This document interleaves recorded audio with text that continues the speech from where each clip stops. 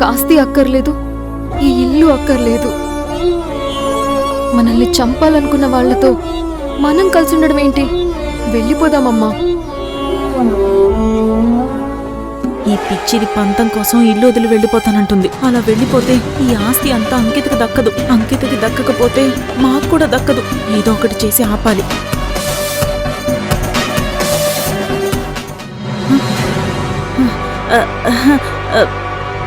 అంకిత, పేదరికంలో బతకటం మనకలవాటే. కాని భువనమ్మ ఇంతకాలం ఐశ్వర్యంలోనే ఉంది. ఇప్పుడు సడన్ గా తీసుకెళ్లి మధ్యతరగతి జీవితంలో పడేయడం ఎందుకు?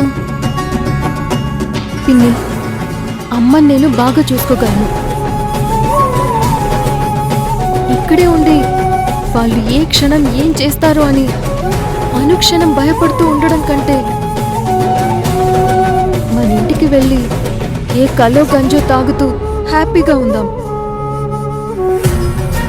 అమ్మా, పిజ్జాలు బర్గర్లకి అలవాటు పడ్డాక ఆ గంజి నీళ్ళు ఎలా తాగలం?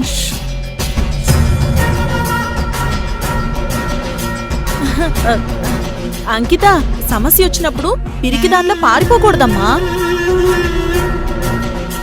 ఈ ఆస్తి నీ హక్కు. దాన్ని నువ్వెందుకు వదులుకోవాలి? అది కాదు పిన్ని, వాళ్ళ మొహాలు చూడడం కూడా నాకు ఇష్టం లేదు.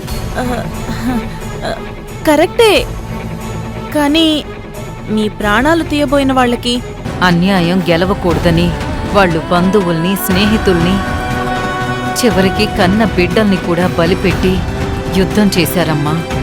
అది కాదమ్మా. చూడమ్మా, మనం ఇక్కడుండేది ఆస్తి కోసం కాదు, ఆత్మగౌరవం కోసం. అది కరెక్ట్గా చెప్పావు భువనమ్మా. మనం ఇక్కడ సెల్ఫ్ రెస్పెక్ట్ నిలబెట్టుకోవడం కోసమే ఉండాలి. వాళ్ళు భువనమ్మకి, అంకితకి మీ మీద లేనిపోనివని చెప్తున్నారు. మీ మధ్య దూరం ఇంకా పెంచేస్తున్నారమ్మా.